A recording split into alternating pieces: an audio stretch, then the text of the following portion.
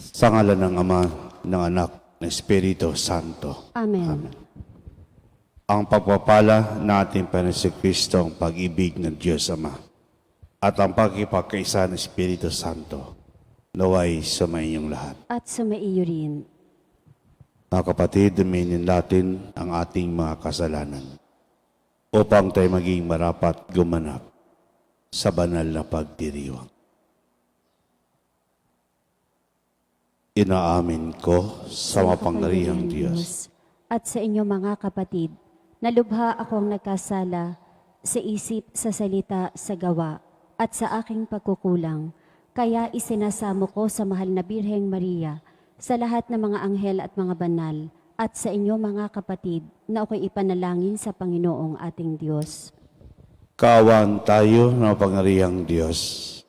Patawarin tayo sa ating mga kasalanan.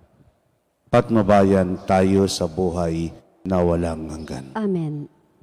Panginoon, kaawaan mo kami. Panginoon, kaawaan mo kami. Kristo, kaawaan mo kami. Kristo, kaawaan mo kami. Panginoon, kaawaan mo kami. Panginoon, kaawaan mo kami. Manalangin tayo.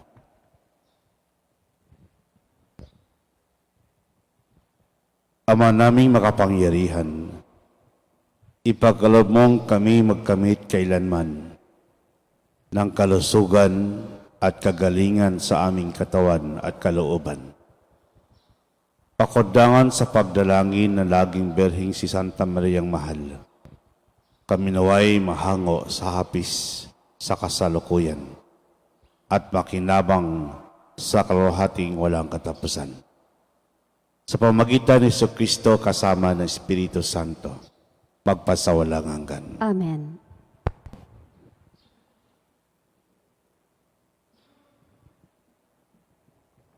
Pagbasa mula sa aklat ni Propeta Ezekiel, sinabi ng Panginoon, ano ba ang ibig niyong sabihin sa kasabihan ninyong, ang ama ang kumakain ng maasim na ubas, ngunit ang anak ang nangingilo? Buhay ako, sabi ng Panginoon. Hindi ninyo magagamit ngayon ang kasabihang ito sa Israel. Akin ang buhay ng lahat ng tao, maging sa ama o sa anak, at ang kaluluwang magkasala ay mamamatay. Halimbawa na may isang taong masunurin sa kautusan, tapat at lumalakad sa katuwiran, hindi siya nakikisalo sa handog na inihain sa mga burol, hindi sumasamba sa mga Diyos-Diyosan ng Israel. Hindi siya nangangalunya ni sumisiping sa babaeng pinapanahon. Hindi siya nandadaya ng kapwa o nagnanakaw. Ibinabalik niya agad sa may-ari ang sangla ng nangungutang sa kanya. Marunong siyang tumulong sa nangangailangan. Hindi siya nagpapatubo sa pagpapahiram ng pera. Siya ay makatarungan. Sinusunod niya ang aking mga utos at mga tuntunin. Ang ganitong tao ay matuwid at mabubuhay siya. Sakaling magkaanak siyang na magnanakaw, mamamatay tao at nagpapatubo, palagay ba ninyo'y mabubuhay ang anak na ito? Hindi. Tiyak na mamamatay siya dahil sa mga kasuklam-suklam niyang gawain. Kung magkagayon, walang ibang dapat sisihin kundi siya. Kaya nga, bawat isa sa inyo ay hahatulan ko ayon sa kanyang ginagawa. Magsisi nga kayo't tumalikod sa inyong kasamaan bago bumaksak sa inyo ang parusa. Lumayo kayo sa inyong kasamaan at magbagong buhay, pagkat di kayo dapat mamatay, mga Israelita. Hindi ko gustong mamatay ang sinuman, kaya magpakabuti na kayo upang mabuhay. Ang salita ng Diyos. Salamat sa Diyos. Salmong tugunan. Diyos ko, sa aking likhain, tapat na puso't loobin. Diyos ko, sa aking likhain, tapat na puso't loobin. Isang pusong tapat sa aking likhain, Bigyan mo, O Diyos, ng bagong damdamin. Sa iyong harapay, huwag akong alisin. Ang Espiritu mo ang papaghariin. Diyos ko, sa aking likhain, tapat na puso't loobin. Ang galak na dulot ng iyong pagliligtas, ibalik at ako ay gawin mong tapat. Kung magkagayon na, aking tuturuang sa iyo ay lumapit ang makasalanan. Diyos ko, sa aking likhain, tapat na puso't loobin. Hindi mo na nais ang mga paghahandog. Sa ahaing sinunog, di ka nalulugod. Ang handog ko, O Diyos, na karapat-dapat, ay ang pakumbabat, pusong mapagtapat. Diyos ko, sa aking likhain, tapat na puso't loobin.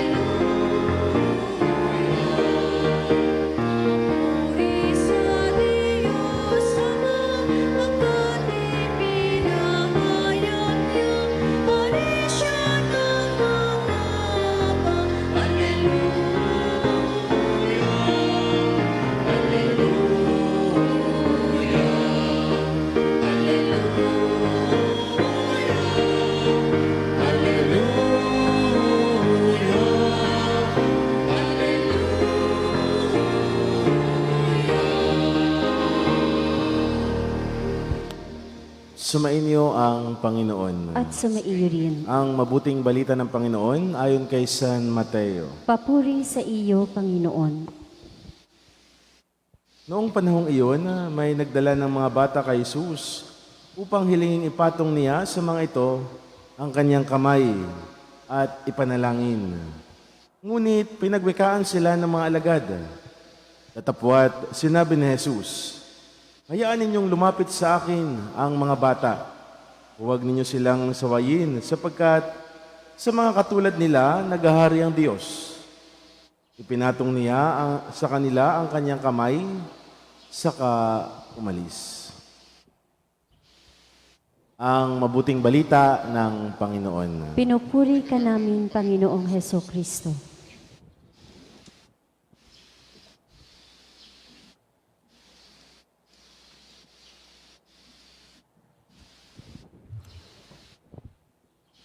Magandang umaga po sa inyong lahat. At sa mga nakikisa sa atin sa ating Facebook Live, sa kanilang tahanan, sa mga kapilya po na nasusukupan ng ating parokya, at sa ibang bansa po na nakikisa din sa atin, magandang umaga. Sa atin po nga mabuting balita ngayong araw na ito, ay ipinahiwatig ni Jesus kung paano tayo magiging katulad ng isang bata. Na para bagang sinasabi ni Jesus na sa lahat ng ating gagawin, lagi nating isipin ang itulad natin ang ating pagkadalisay sa isang bata. Napakarami ho nating naririnig sa mga katangian ng isang bata na pwede nating tularan.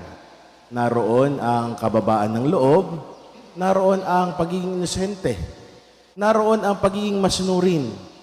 Pero higit riyan sa pagiging masunurin, magiging mababa ang loob, nagiging dalisay, ano pa yung pinaka na hindi natin medyo napapansin sa isang bata?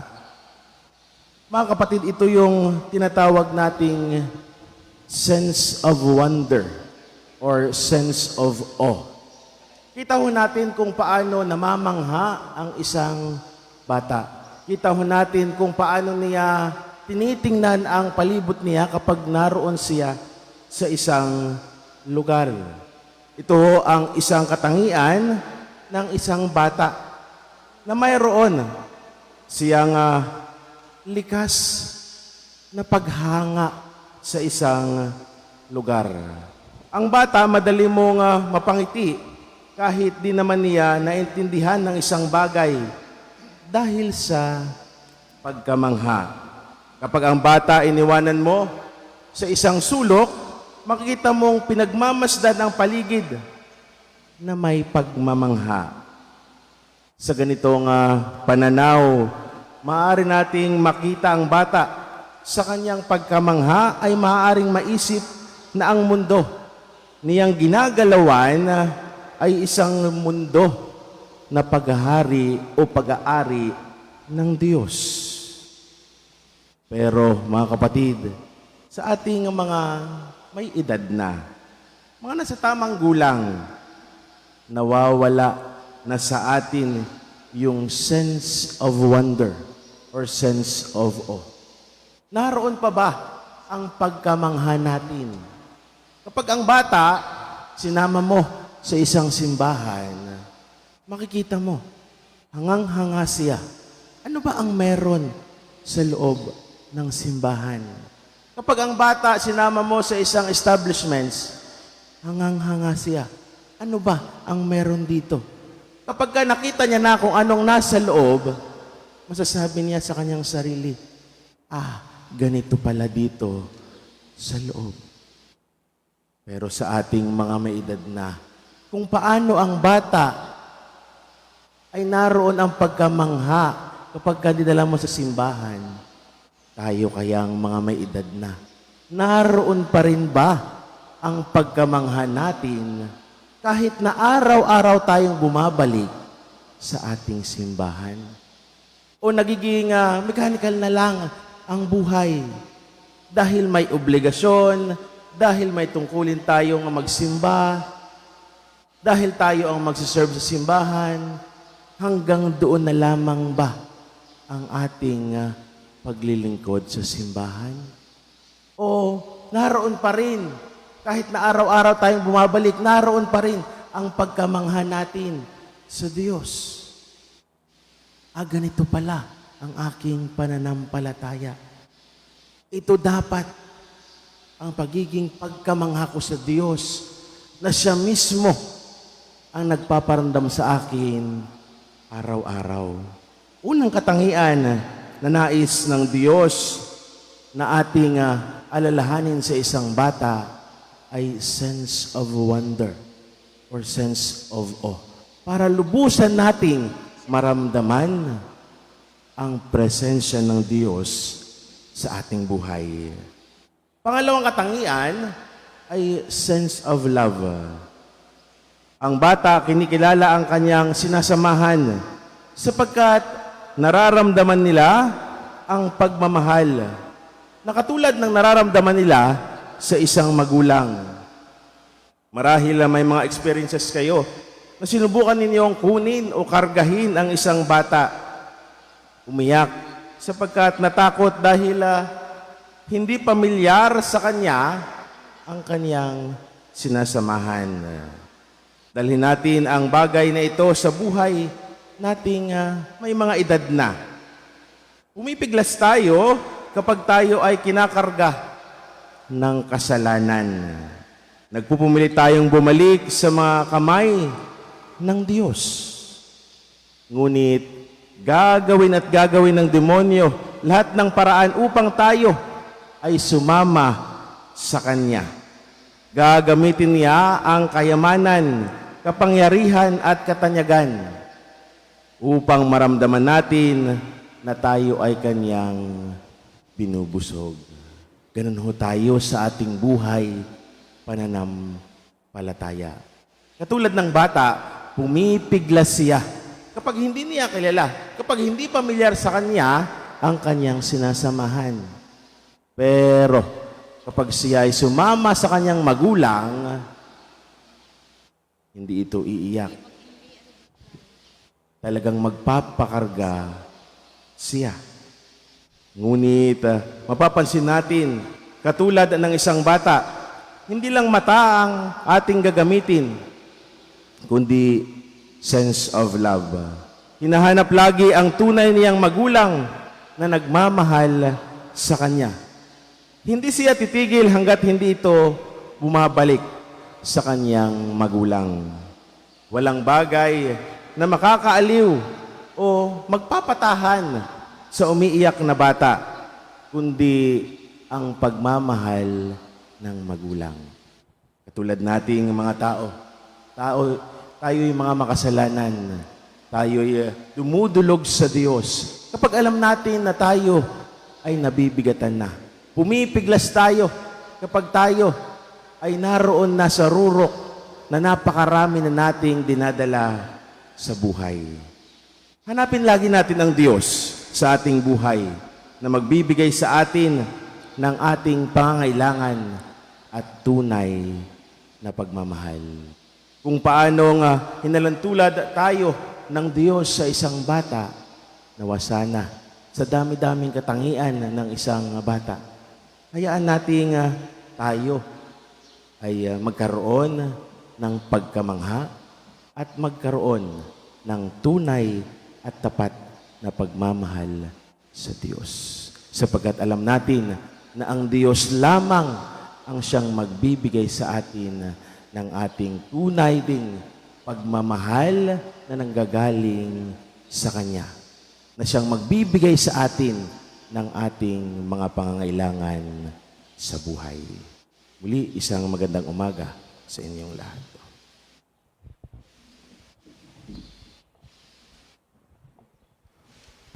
Lumapit tayo at ipahayag natin ng may pananalig sa Diyos Ama na nagmamahal sa Kanyang mga anak ang ating mga pangangailangan. Panginoon, dinggin mo ang aming panalangin. Panginoon, dinggin mo ang aming panalangin. Ang mga tahanan ng simbahan naway maitayo sa hindi makasariling pagmamahal at ang mga pamilya naway makilala at maunawaan ang lalim ng pag-ibig ng Diyos. Manalangin tayo sa Panginoon. Panginoon, dinggin mo ang aming panalangin.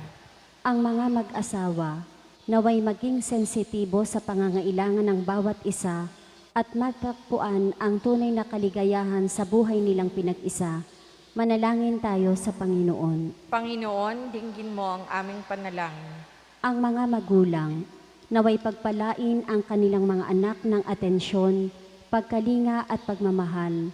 Manalangin tayo sa Panginoon. Panginoon, dinggin mo ang aming panalangin. Ang mga bata at yaong mga mahihina sa ating lipunan, naway mabigyan ng suporta ng mga malalakas at nakaririwasa sa buhay. Manalangin tayo sa Panginoon. Panginoon, dinggin mo ang aming panalangin. Ang mga namayapa, naway makatanggap ng kapayapaang walang hanggan. Manalangin tayo sa Panginoon. Panginoon, dinggin mo ang aming panalangin. Ama, ang iyong kaharian ay para sa mga bata at maliliit. Pakinggan mo ang panalangin ng iyong mga anak na nananalig sa iyo.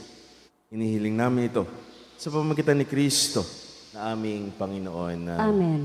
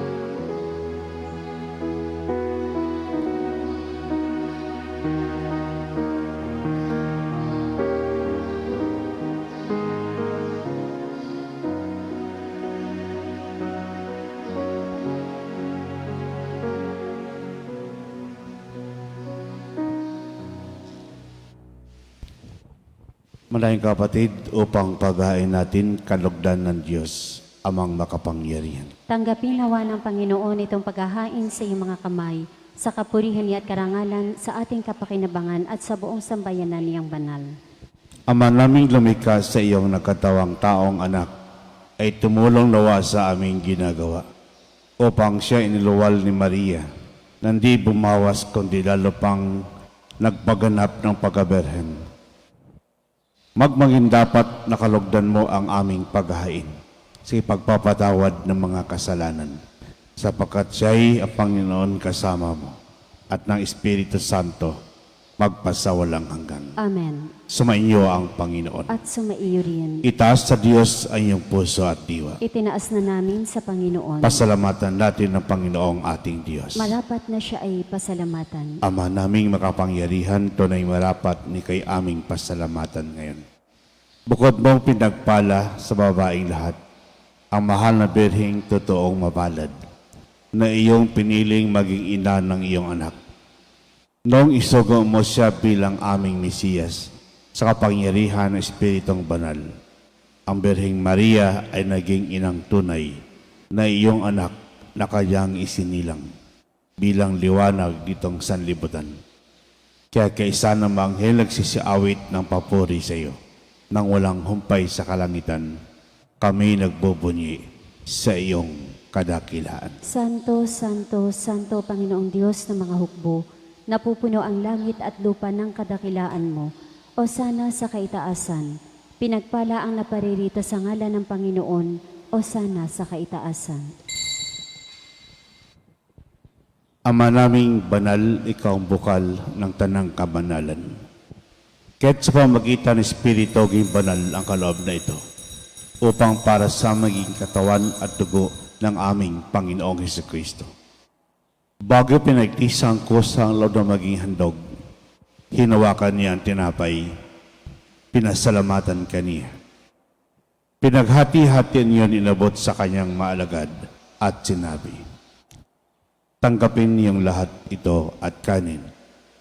Ito ang aking katawan na ihandog para sa inyo.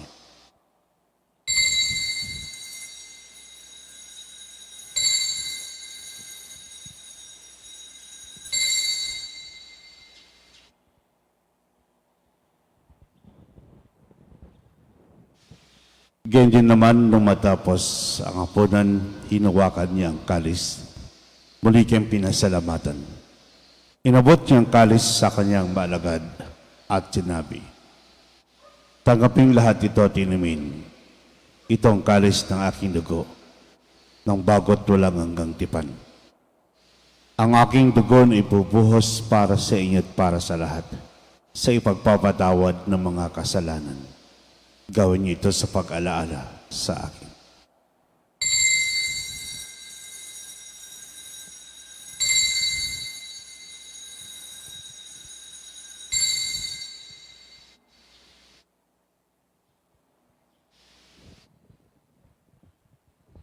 Ipagbunyi po natin ang misteryo ng pananampalataya. Si Kristo'y namatay, si Kristo'y nabuhay, si Kristo'y babalik sa wakas ng panahon. Ang mga ginagawa namin ngayon, pag-aalala sa pagkamatay at muling pagbuhay ng iyong anak. Kaya tinali namin sa iyo. Ang dirapay nagbibigay buhay. At ang kalis ng kakalob ng kaligtasan. Kami nagpapasalamat na kami iyong minarapat na tumayo sa harap mo para maglingkod sa iyo.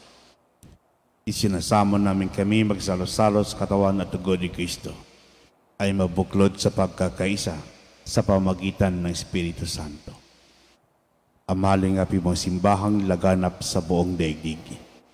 Puspusin mo kami sa pag-ibig kaisa ni Francisco na Papa, ni Gilbert naming Obispo at ng Tanang Kaparian. Alalahanin mo rin kapatid naming naimlight na may pag-asang sila'y muling. Yan din lahat ng mga pumanaw. Kawaan mo sila't patuloyin sa iyong kaliwanagan. Kawaan mo dapating kami lahat makasalo sa iyong buhay na walang wakas. Kaysa naman na Birheng Maria, Ina ng Diyos. Kaysa ng mga apostol at lahat ng mga banal na namuhay dito sa daigdig ng kalugod-lugod sa iyo. Ipagdiwang nawa namin ang pagpupuri sa kararangal mo sa pamagitan ng iyong anak na aming Panginoong Hesukristo. Sa pamagitan ni Kristo kasama niya at sa Kanya, ang lahat ng parangal at papuri sa iyo. Diyos sa makapangyarihan, kasama ng Espiritu Santo, magpasawalang hanggan.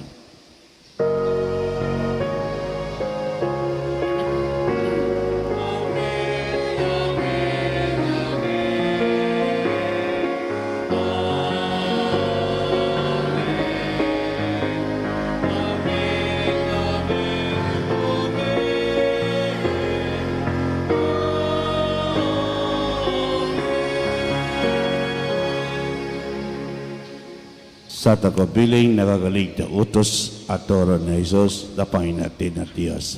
Ipahayag po natin ng lakas loob.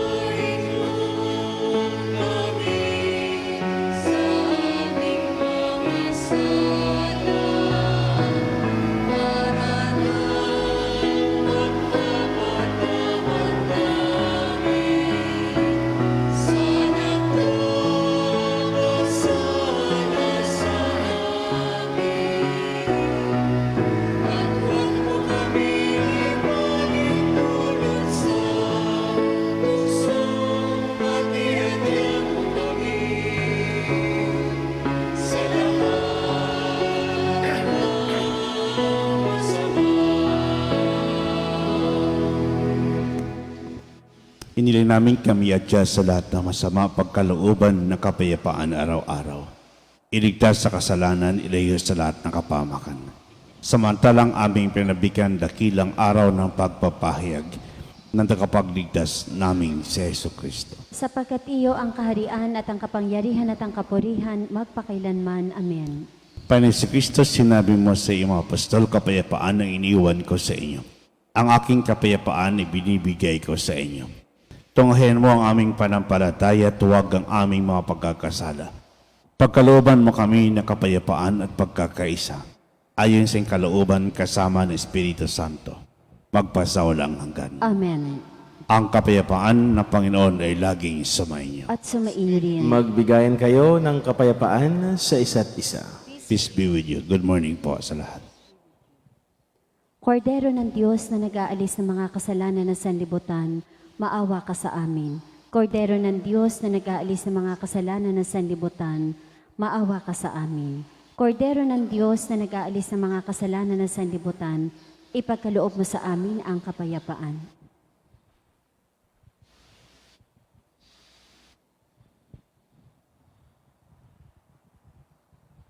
Mga kapatid, ito ang kordero ng Diyos, ito nag-aalis ng mga kasalanan ng sanlibutan. Mapalad mo iniyan sa kanyang piging. Panginoon, hindi ako karapat-dapat na magpatuloy sa iyo, ngunit sa isang salita mo lamang ay gagaling na ako.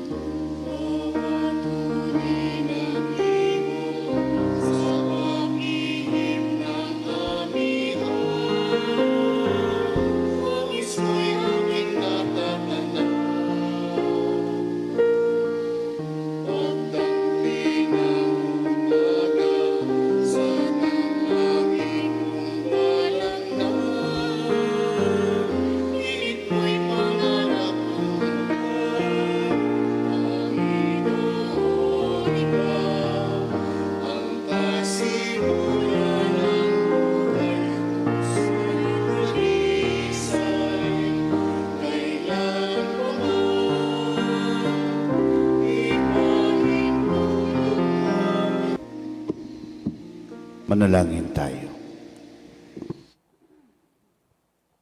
Ama naming mapagmahal, sa pagsasalo namin sa banal na pagkikinabang, ang iyong kakandang loob ay aming hinihiling. upang ang pagpangaral namin sa banal na Berhen at pagtulad namin sa Kanya ay magmangin dapat sa aming paglingkuran ang paghanap sa kaloob mong kaligtasan. Sa pamagitan ni Kristo kasama ng Espiritu Santo, magpasawalang hanggan. Amen. Sumainyo ang Panginoon. At sumaiyo rin. Pagpalain kayo ng mapangyarihang Diyos, ang Ama, ang Anak at Espiritu Santo. Amen. Ang banal na misa ay naialay na. Pumayo ng taglayang kapayapaan at pag-ibig ng Diyos. Salamat sa Diyos.